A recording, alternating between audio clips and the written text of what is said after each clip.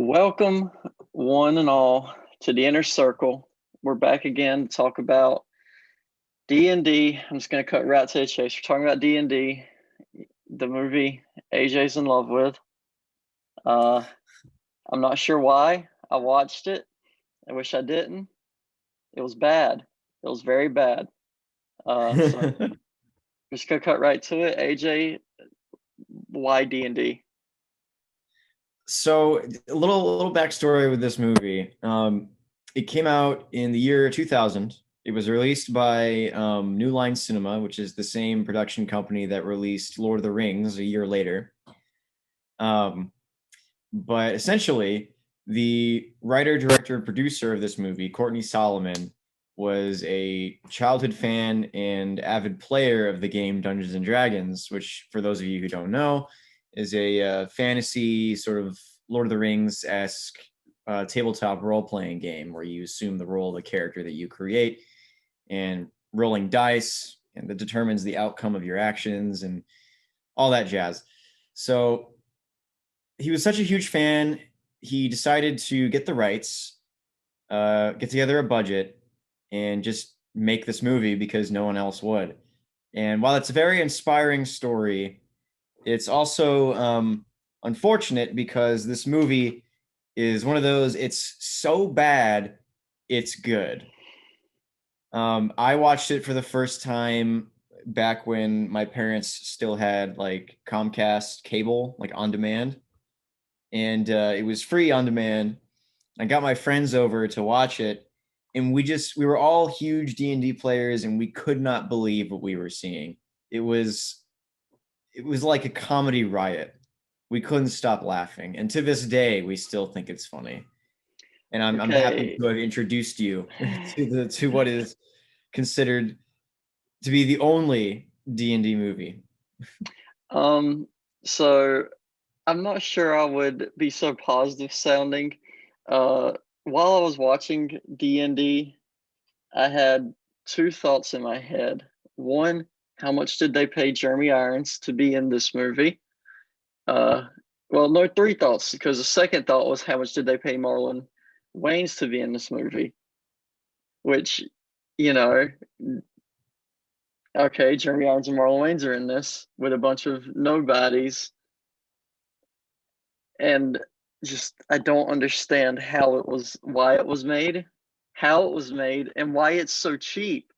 It's made in the year it comes out in the year 2000. This movie's probably made in 90, 98, 99, because there's no way it took more than like 2 years to make this. Well, And it looks like to it my was knowledge, shot in the early 80s. the movie was completely like personally financed. So that might be your answer. Yeah, that I could definitely see that because okay, I'm probably gonna edit this at least a little bit, hopefully. So shot of D&D here.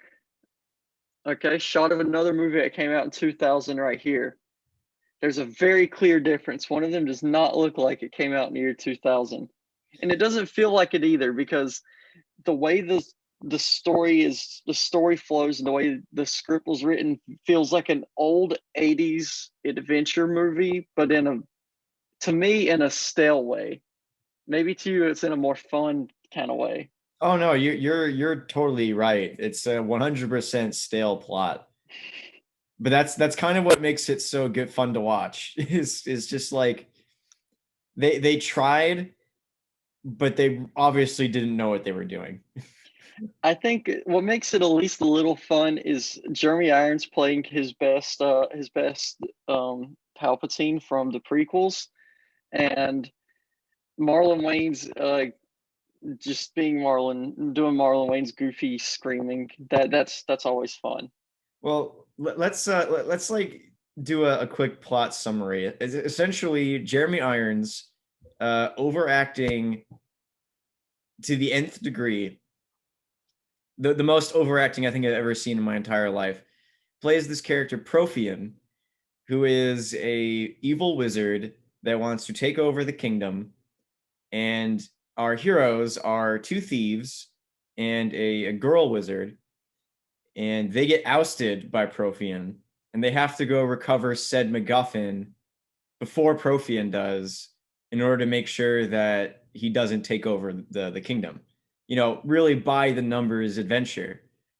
But you throw in Jeremy Irons, you throw in Marlon Wayans, who plays the second thief, like the sidekick, comedic relief. His name is Snails, who is, I think we can agree on this, Clayton. Snails Mhm. is probably the best character in the movie. Absolutely. Yeah, Absolutely. he really made the movie honest. Like he made it at least fun to watch. I could look at the screen and keep up and not be completely bored when he's on. Um, and then they kill him. I'm not like we don't need spoilers. This movie's 100 years old, and then they just kill him. Yeah, he And dies like then halfway the through third the act, movie. yeah, and the third act of the movie just doesn't have the comedy character, which is, I mean, that's fine. Like that statement on its own is fine, but in this movie, they really needed that comedy character. They really did, yeah. But I mean, also like, I can see how Marlon Wayans as Snails could also annoy some people because he gives off a lot of like Ruby Rod from the Fifth Element kind of vibes. He Hmm. even makes the same noises, you know, the sound, like he does that a lot. Um, what else do I want to say about Snails? While he's probably the best character in the movie, it's probably because he feels the most out of place. Yeah, he feels very like just I don't know how to describe it. He doesn't fit in. He's like he's definitely there to like just take over the scenery and just do his thing with it. Yeah, to my knowledge, like he was filming Requiem for a Dream and this movie back to back. So like he would one day of the week go and shoot Requiem for a Dream, you know, this hard-boiled story about drug abuse and drug addiction, and then immediately the next day go to the set of Dungeons and Dragons and has to play like this over-the-top thief character surrounded by people in really cheap fantasy costumes and ridiculous sets. Well, I will say one of the positives of this movie, the sets are usually very good. Yeah, the set design is incredible, which is strange when you contrast it with the bad costumes and the bad acting, and not to be mean to actors, the cast of like mostly iffy people. Like they, every now and then a Tom Baker just pops in for a bit because Oh, that's they had right. a few days to shoot with him. I But for the just most part, like the main cast is people like Justin Whalen, who the man's stale. like I totally forgot that Tom Baker, the sixth Doctor himself, was in this movie. He's in it for like a minute though. He shows up, he looks at the camera, goes, "You know who I am," and then he's gone. And Yeah, he really, plays like the Elf King or something like that. I I don't know. don't e- I don't remember. I But have the cast list open. That's why I keep looking to the side in case the camera focuses on me. Um, what's the and name of the actor that played Damodar, Mr. Blue Lipstick? that was Bruce Payne. Bruce Payne. If you want to talk about bad acting, we should talk about Bruce Payne. Apparently, to my knowledge, he's a British theater actor primarily, Mm. and I kind of want to blame the director more than I want to blame Bruce Payne. But the way that he delivers all of his lines are so overly drawn out, dramatic. Like he says, like he gives serious orders to his men that should be followed like that because of how important their job is. But he takes like 5 minutes to say a single line of dialogue because he's at a constant 10 in intensity. Yeah, so it's very weird. He has one mode from start to finish, even when he's in pain, it's I will get them. But like with a more angry face on. It's very weird. But He he might be talks the in best like a part of the movie. raspy, whispering voice all the time. Yeah. And Yeah. it's really the best part. It's the best thing in the movie. No, nothing else comes close except maybe Jeremy Irons screaming like a maniac and doing like a bunch of head shakes and Let the blood Rain from the sky. That is an actual line of dialogue, and it's great. And like, and the final conflict at the end of the movie, because I don't want us to go too long about D&D. The final conflict is like it's pointless, or like not point. It makes no sense. It kind of the hero just he gets the MacGuffin device, and then they're immediately like, all right, wrap this up. He just goes to the bad dude's tower when a Where they war reference starts. Star Beats Wars. him. Yeah, and he just beats him like pretty Yeah. quick. And then okay, we can take a minute here. We need to talk about the ending. Yeah, okay. So I would place a spoiler alert here because the ending of this movie has to be experienced completely blind, in You my might be opinion. right. You might be right. In my opinion, because the ending is so ridiculous, so out of left field, doesn't make any sense. You will be rolling on the floor laughing. I kid you not. That's what I happened when I wish first saw it. I wish you or Sterling, who's your roommate we watched the movie with, I wished one of you were filming me on your phone as the ending played, because I was first I took a pause and I was in disbelief. And then I proceeded to say, "What? That doesn't make any sense. Is that it?" And as I said, "Is that it?"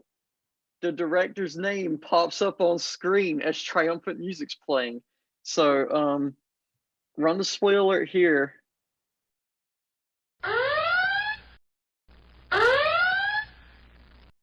Okay, so they commit suicide, right? Like, I mean, I'm just gonna They, be they really don't blunt about this. they don't come out and say exactly what's happening.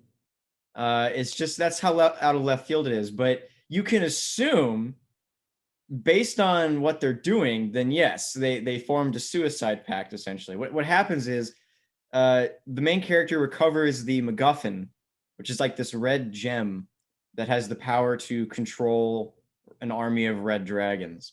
And after they beat Profian, they go to Snails' grave to pay their respects, and he takes out that jewel, and because it's his best friend, the main character, he goes and he gives his final speech, and he's like, "You finally got it, man! Your big score."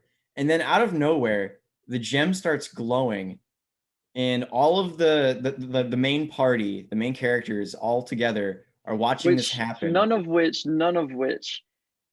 did anything the entire plot of the movie. It was only the main. It was only Ridley who was the main character, the Yeah, it adventure was guy. mainly like Ridley and then a little bit of his wizard girlfriend that helped out. The tiny. But so he goes to the elf ranger chick that's been following them around, and she goes, "Shh, do not question your gift," as if to silence any questions the audience may have. And then all of the companions together put their hands on top of the gem. Evidently, we're meant to believe that Snails is still alive somehow. So once they all like put their hands over the gem, they evaporate into Mm-hmm. like beams of red light or whatever, or fairy dust or something like that, and they all float away into the sky So without you'd any understand explanation. my confusion when for you're mourning at a grave of a recently dead friend. That grave evaporates and a gem appears. You pick up the gem, and this woman tells you, "Don't question it. Just put your hand on it." And then you too evaporate and get snapped, just like Thanos with the glove on. So I'm assuming they all died and went to gem heaven. I don't know, man, but what an And ending. I really have a problem with his line talking about you finally got your big score when not long after Snells was killed in the movie, the main character is literally in a treasure room where he could have easily, like his friend just wanted to get some money. That's why he was on his journey. He was in a treasure room and he literally takes a moment where he thinks about just pocketing some gold coins because that's what Snells would have done. And he goes, "Nah, I'm too good for that." But somehow, at the end of the movie when he didn't loot anything, he's like, "You finally got your treasure, buddy." Like what?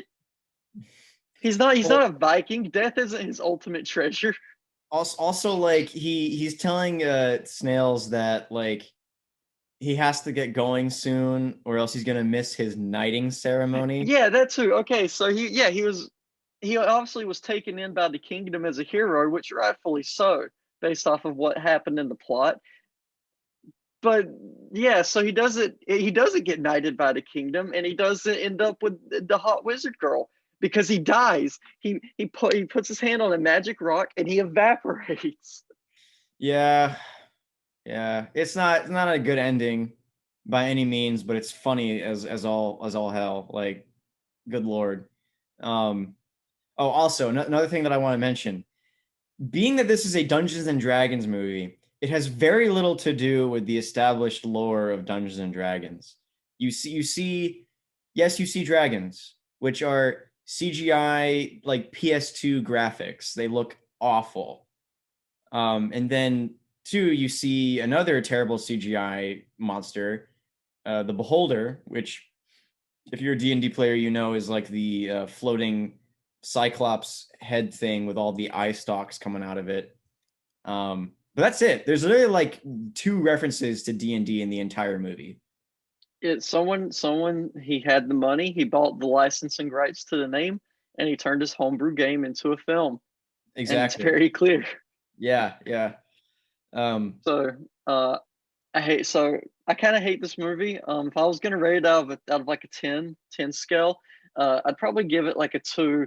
Jeremy Irons and Marlon Wayans really they probably got back problems after filming this because they carried it. I would give it a 4. They bump it up 2 whole points for me out of 10. so if I have to give this movie two different ratings, one, I have to rate it as a movie, as a quality film. It probably ranks as a 2. Um, but if I had to rank it out of my own personal enjoyment of it, it's a 10. A 10. Oh my goodness. Yeah, This is no I feel Godzilla Final Wars, which is a certified 10. Listen, we'll talk about Godzilla Final Wars another day, but D&D, I look at D&D the same way that I look at The Room by Tom Wiseau. Terrible films, love to watch them. They're so entertaining, and they never fail to entertain me. That's fair. Also, real quick, I just noticed. So the Empress, the little princess girl that had the worst acting in the movie, played by Thora Birch, who, as we would know, was the daughter in American Beauty. That's Oh, very strange. wait, she was the daughter in American Beauty? Yeah. Oh God, why is her acting so bad? Well, that's D&D. Yeah, okay, that's D&D. What an experience. It has to be Okay. seen to be believed.